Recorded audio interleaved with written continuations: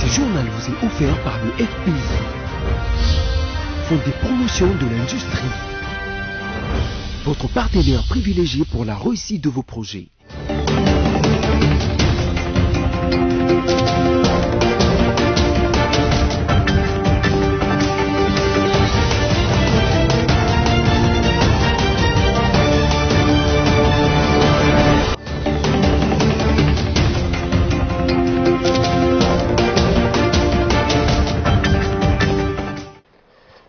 Mesdames, Messieurs, bienvenue à ce nouveau numéro du journal sur BSC-TV. En voici l'essentiel de titres. Le nouveau procureur général près la Cour constitutionnelle nommé depuis le 7 février 2020, Jean-Paul Mukolo Nkolecha, a prêté serment ce mardi 2 juin 2020 devant le président de la République, Félix-Antoine Tshisekedi Tshilombo. Et puis, depuis la déclaration du premier cas de Covid-19 en RDC, le nombre total de cas confirmés est de 3326, à en croire le dernier bulletin du secrétariat technique du comité multisectoriel de la riposte contre la Covid-19. Enfin, Dieu merci Mbokani succède au Tanzanien Bwana Ali Samanta au trône de meilleur joueur africain évoluant à Belgique. L'international congolais Dieu merci Mbokani a rappelé lundi 1er juin 2020 le soulier d'ébène de cette saison. Encore une fois de plus, bienvenue à toutes et à tous. Le nouveau procureur général près la Cour constitutionnelle, Jean-Paul Mukolo Nkolecha, a prêté serment ce mardi 2 juin 2020 devant le président de la République, Félix-Antoine Tshisekedi Tshilombo, ainsi que devant les deux chambres du Parlement au Palais du Peuple. Christelle Genda signe ce reportage.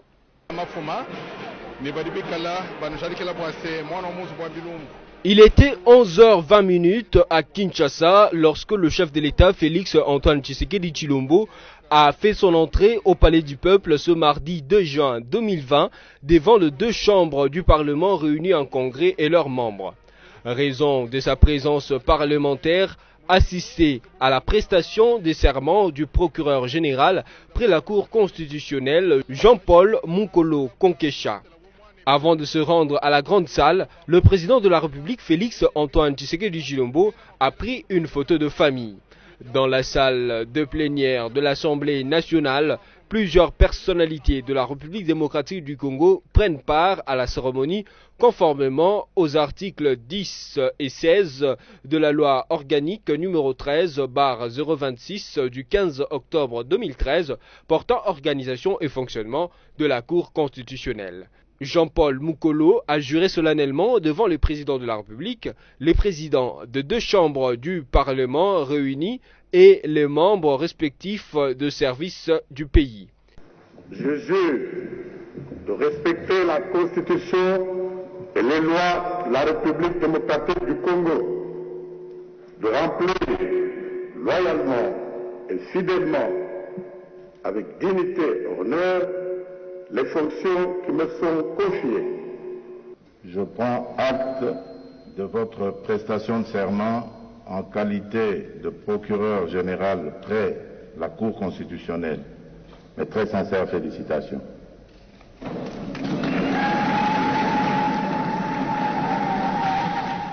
11h45, fin de la cérémonie de prestation de serment du procureur général près la Cour constitutionnelle Jean-Paul Mukolo Nkolecha. Rappelant que 4 mois après sa nomination, Jean-Paul Mukolo Nkolecha entre en fonction officiellement ce mardi 2 juin 2020.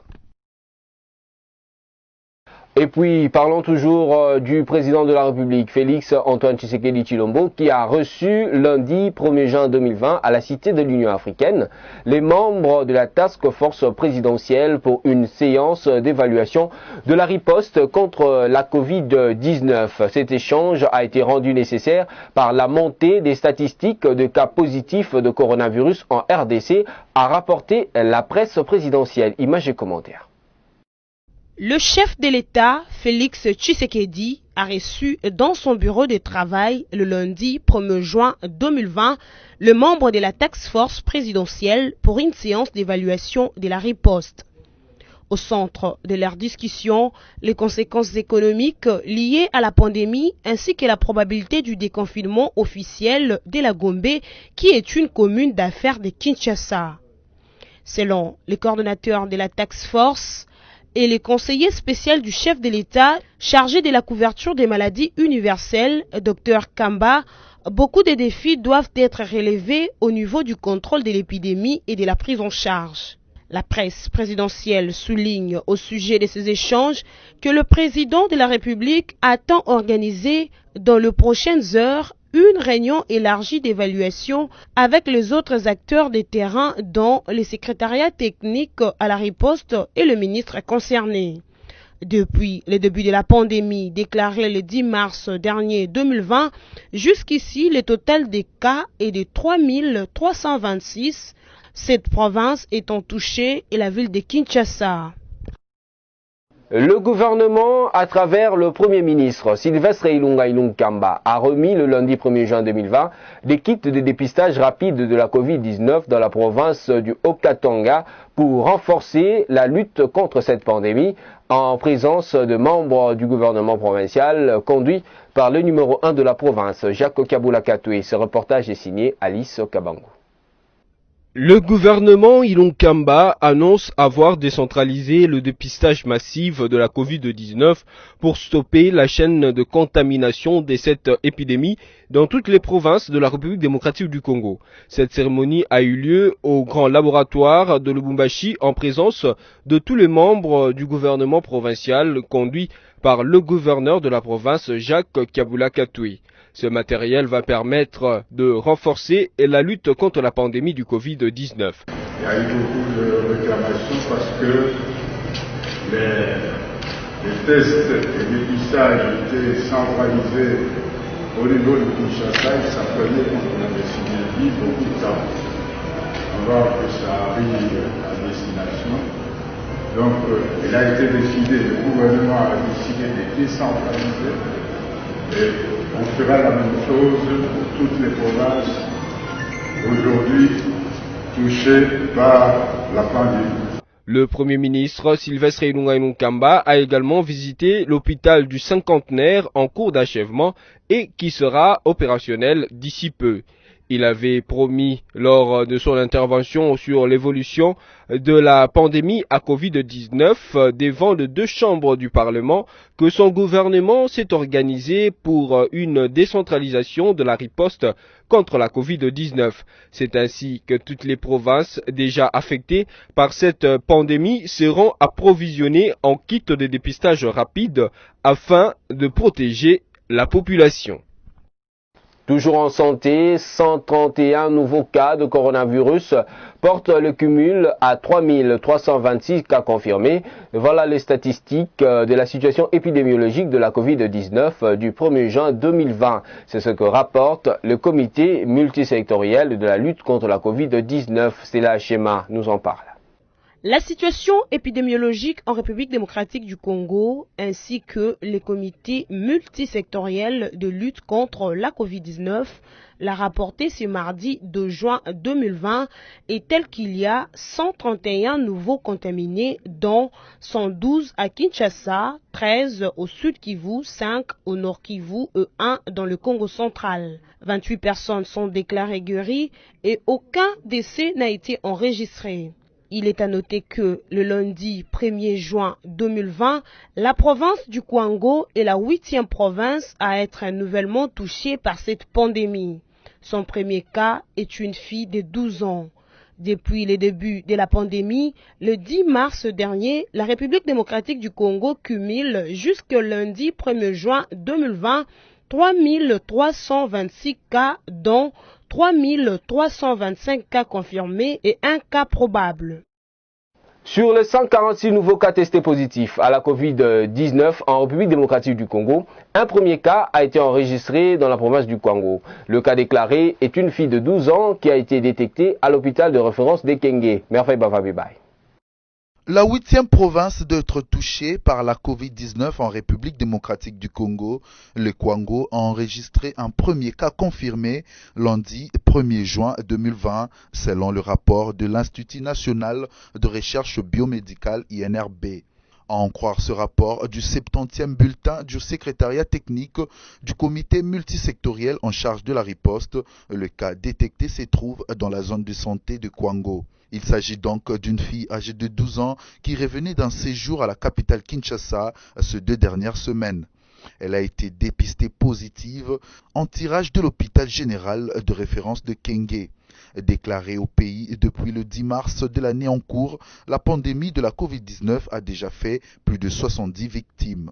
Le cumul des cas sur l'ensemble du territoire national est de 3226 personnes infectées et 482 guéries.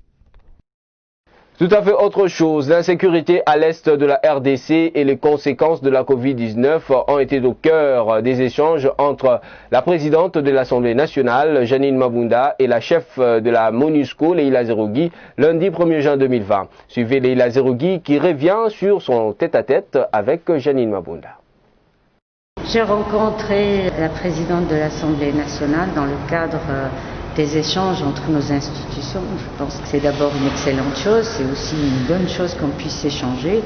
Et donc il y a beaucoup de choses sur lesquelles on a besoin de se retrouver et d'échanger. Nous avons parlé bien sûr de la situation, la crise sanitaire qui affecte le monde entier et qui est aussi ici à Kinshasa, mais qui commence aussi à prendre des proportions dans les zones de conflit comme Nord Kivu, Sud Kivu. Donc c'est une préoccupation supplémentaire parce que vous avez, nous on a nos militaires et nos policiers, vous avez vos militaires, la situation.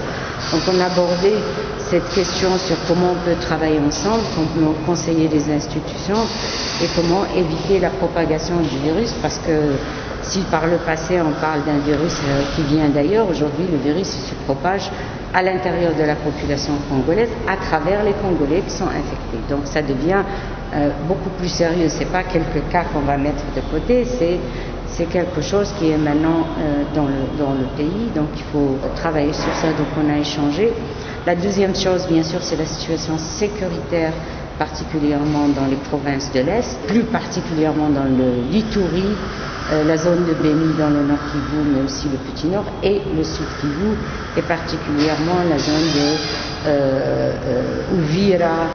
Et puis 2 rebelles qui seraient de miliciens Maïmaï ont été tués par les éléments FARDC dans la nuit du lundi 1er juin 2020 à Bolongo, une localité située sur la route Béni-Kassindi, dans les secteurs de Rwenzori à Béni. Nous sommes dans le Nord Kivu. Suivez les détails.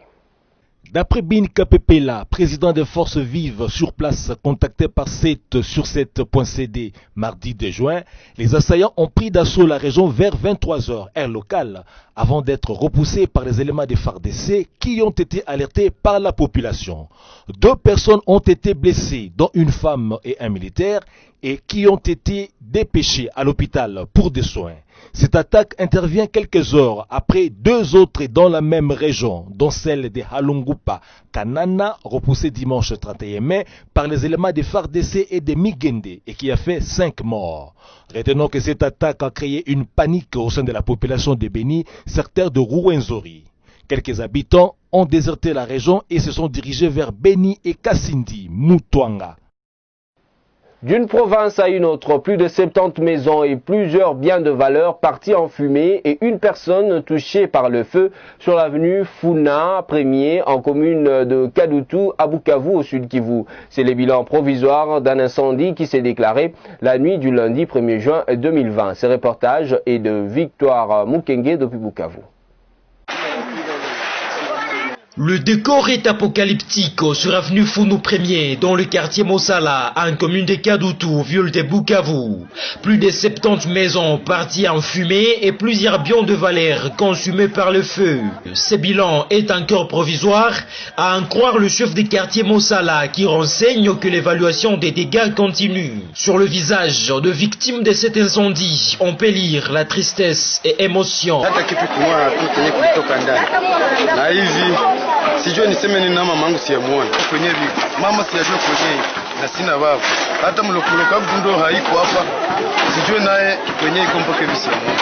Msaada ndio ya muhimu juu uangalie wewe peke kikundi na jambo na familia zenyewe zinapoteza kunitapata ndio manake sijue kwenye ndaelekea na kwenye ndabeba. Il ne se passe plus un mois sans qu'on enregistre au moins un cas d'incendie dans la ville de Bukavu. L'inquiétude est presque permanente. On se demande à qui sera le tour la prochaine fois, quel quartier va partir en fumée au prochain incendie et pourquoi la même histoire se répète-t-elle encore et encore sans qu'on en tire des leçons. Et puis Barza intercommunautaire, c'est ainsi qu'on appelle un groupe de notables du Nord Kivu qui sont descendus lundi 1er juin à Goma pour se rendre compte de travaux de réflexion et de modernisation des routes des 7 villes. Liévin Luzolo pour plus de commentaires. Un groupe de notables réunis au sein du Barza intercommunautaire de cette province est descendu dernièrement dans la ville de Goma pour se rendre compte des travaux, des réfections et des modernisations des routes effectuées par la Société congolaise de construction SOCOC. Ces travaux s'inscrivent dans le cadre du programme des 100 jours du chef de l'État. La SOCOC avait en effet été chargée des réhabilitations de 12,52 km des routes dans la ville de Goma et 20 autres à Bukavu. Les notables du Nord Kivu ont sillonné des avenues telles que l'axe UNICEF Cour d'appel, celui compris entre les ronds-points des banques et celui de la justice. Ils ont également visité le chantier de la route de Birere et l'ouvrage déjà praticable de la direction provinciale de la Régie des eaux. Leur visite s'est terminée sur l'entrée de l'avenue Président Mouzé Kabila à Imbi. De cette tournée, les notables du Nord Kivu ont constaté avec satisfaction la bonne évolution de tous ces travaux. À ce jour, en effet, 7,9 km sont déjà réalisés ou sont en cours d'exécution sur les 12,52 km prévus, soit un taux d'exécution de 58,2%. À Bukavu, la SOCOC a déjà réalisé ou est en train de réaliser 13 km sur les 20 prévus. Dans un mémorandum adressé au président de la République à travers le vice-gouverneur Marie Kaambo, les notables du Barza intercommunautaire du Nord Kivu, par la voix de leur président Alex Bauma Balingene, sollicitent la libération des Makabuza et estiment qu'au stade actuel des travaux, il n'est pas logique de continuer à le détenir.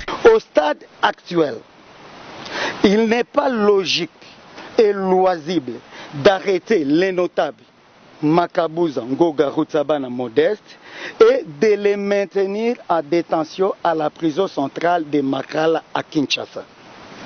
Les Baraza Lawazé considèrent que détenir le précité à la prison centrale de Makala est de nature à freiner l'élan de l'exécution de travaux de réhabilitation et modernisation de la voirie de Goma et de Bukavu et ainsi contribuer à freiner le développement des deux provinces. Au gouvernement et aux institutions compétentes de la République démocratique du Congo. Premier tiré, la mise en liberté provisoire du notable Makabuza, Ngoga, Rutsabana, Modeste, au vu du niveau d'exécution de travaux, surtout que sa fuite n'est pas à craindre. À noter enfin que, lors d'une récente visite des travaux routiers dans la ville de Goma, le gouverneur Karlin Zanzuka Sivita avait félicité et encouragé la SOCOC pour la qualité de ses travaux et la célérité dans leur exécution. Tout à fait autre chose, le ministre de Transport Didier Mazengu est attendu lundi 8 juin 2020 au Parlement. Il sera devant la commission suivi et évaluation de l'Assemblée nationale pour répondre à la question du remboursement du prêt de 555 millions de dollars dû à la banque chinoise Exim par l'État congolais et d'autres questions sur la gestion du GOPAS, annonce les députés Claudel Loubaya. Suivez les détails. C'est le lundi 8 juin que le ministre des Transports Didier Mazengu Mukanzo sera reçu à l'hémicycle des Palais du Peuple. Il s'agira pour lui de répondre aux questions liées au remboursement du prêt de 555 millions de dollars américains obtenu de la banque chinoise Exim Bank par l'État congolais. Le ministre répondra aussi à d'autres questions, dont celle sur la gestion des recettes du GOPAS. Selon le député Claudel Loubaya, à l'origine de cette initiative parlementaire, Didier Mazengu doit déterminer si le prêt a réellement été perçu par l'État congolais, à quoi a servi l'argent réceptionné et c'est qu'ont été les affectations de cet argent. Le député Claudel Loubaya est scandalisé par le fait que les travaux de réfection de l'aéroport d'Ndjili ont été lancés en mai 2018 sans que rien ne soit entrepris depuis. C'est bien que la maquette ait été vue et que la cérémonie du lancement des travaux ait été organisée. Situation analogue à Lubumbashi où il n'y a jamais eu début des travaux à l'aéroport de Luano alors que la durée des travaux avait été fixée de 2 ans et demi à 3 ans. Claudel Lubaya est furieux d'apprendre que l'exécutif congolais doit négocier avec Exim Bank les conditions de remboursement du prêt. Il n'y a pas que cela. À en croire un document transmis par le ministre des Transports, le gouvernement compte, pour rembourser ses prêts, hypothéquer les recettes des 3 prochaines années des GOPAS, soit celles de 2021, 2022 et 2023. L'on rappelle que ces prêts de 555 millions de dollars américains étaient destinés à la construction des 2 aérogares, l'un à l'aéroport d'Njili et l'autre à l'aéroport de Luano à Lubumbashi. Une page noire dans ce journal, le secrétaire permanent du parti lumumbiste unifié PALU, Lugi Kizenga, est mort dans la nuit du lundi 1er juin à mardi 2 juin 2020 à la clinique Ngaliema, suite d'une courte maladie. Suivez ce reportage qui est signé Espérance Louvounou. Le secrétaire permanent du parti lumumbiste unifié PALU, Lugi Kizenga, fils aîné de l'ancien Premier ministre Antoine Kizenga, est décédé dans la nuit du lundi 1er à mardi 2 juin 2020 à la clinique Ngaliema suite à une courte maladie. Les causes de sa mort ne sont pas encore révélées. Fils biologique de l'ex-Premier ministre feu le patriarche Antoine Kizenga, Lugi Kizenga a été l'aîné de 3 fils dont Lumumba Kizenga et Dorothée Kizenga. Il était originaire de Gungu dans l'ex-Bandundu, aujourd'hui les Kwilu, en République démocratique du Congo. Lugi Kizenga a succédé à son père Antoine Kizenga à la tête du PALU. Il avait la charge d'organiser le congrès électif du parti. Terminons en sport, il succède au Tanzanien Bwana Ali Samanta au trône des meilleurs joueurs africains évoluant en Belgique. L'international congolais Diemersi Mbokani a raflé lundi 1er juin 2020 le soulier d'ébène de cette saison. Les Léopards a marqué 18 buts au bout d'une saison estompée suite à la pandémie de coronavirus. Merveille Bavabibay. Diemersi Mbokani a succédé à l'international tanzanien Bwana Ali Samanta en se faisant décerner le soulier d'ébène qui récompense le meilleur buteur africain en championnat belge. C'était au cours d'une cérémonie organisée en petite communauté tenue lundi 1er juin 2020 au Birmingham Event Center. Au terme d'une saison suspendue de suite à la Covid-19, en effet, l'international congolais aurait inscrit 18 buts au total. Âgé de 34 ans, Diemersi Mbokani en est là à sa 2e récompense en qualité de meilleur joueur africain évoluant en Jupiler Pro League, nom du championnat d'élite belge. Son premier sacre remonte en 2012 alors qu'il jouait encore pour le club Anderlecht. S'exprimant sur l'événement, Diemersi Mbokani a dédié son trophée à ses anciens coéquipiers d'Antwerp et a déclaré mériter sa récompense. Un trophée reçu en défaveur du belgo-angolais Clinton Mata, élu lui meilleur joueur de l'année, évoluant au Football Club Brugge. Pour vous que nous avez pris en cours de diffusion, voici le rappel de principaux titres de ce journal. Le nouveau procureur général près la Cour constitutionnelle nommé depuis le 7 février 2020, Jean-Paul Mukolo Nkolecha, a prêté serment ce mardi 2 juin 2020 devant le président de la République, Félix Antoine Tshisekedi Tshilombo. Et puis, depuis la déclaration du premier cas de Covid-19 en RDC, le nombre total de cas confirmés est de 3326, à en croire le dernier bulletin du secrétariat technique du comité multisectoriel de la riposte contre la Covid-19. Enfin, Diemersi Mbokani succède au Tanzanien Bwana Ali Samanta au trône de meilleur joueur africain évoluant à Belgique. L'international congolais Diemersi Mbokani a raflé lundi 1er juin 2020 le soulier d'ébène de cette saison. C'est par ici que nous bouclons complètement la boucle. Tous les plaisirs étaient pour moi de vous présenter ce journal. Restez sur BSTV, je vous retrouve à la fois prochaine et toujours avec le même plaisir. Merci et au revoir.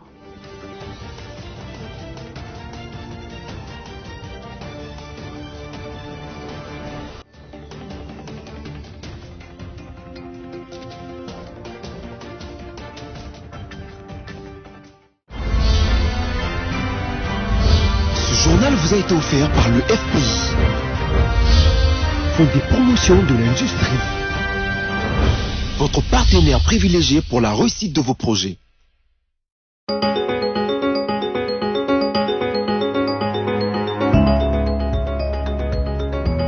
Mesdames et messieurs, bienvenue à la lecture de médias en ligne sélectionnés et résumés pour vous sur BSC Télévision ce mardi 2 juin 2020. Ouvrons cette revue de presse avec les sites d'information actualité.cd qui titre à sa une. Assemblée nationale, la commission infrastructure va auditionner plusieurs membres du gouvernement dont les vice-premiers ministres des infrastructures et travaux publics. La commission infrastructure, travaux publics et aménagement du territoire de l'Assemblée nationale a, au cours de sa réunion des prises de contact et installation de sous-commissions ce lundi 1er juin 2020, annoncé l'audition imminente de plusieurs membres du gouvernement, notamment le ministre des infrastructures et travaux publics. C'était d'abord la prise des contacts avec le reste de la commission et en plus, nous avons mis en place de sous-commissions. Nous avons passé en parallèle les calendriers des activités de notre commission, notamment les auditions des ministres qui étaient initialement prévues. On va avoir la confirmation du bureau si demain, mardi ou après-demain, on peut commencer avec les auditions, a annoncé le député Christian Mwando, président de la commission. Poursuivons cette revue de presse avec le site d'information Forum des As qui titre à sa une.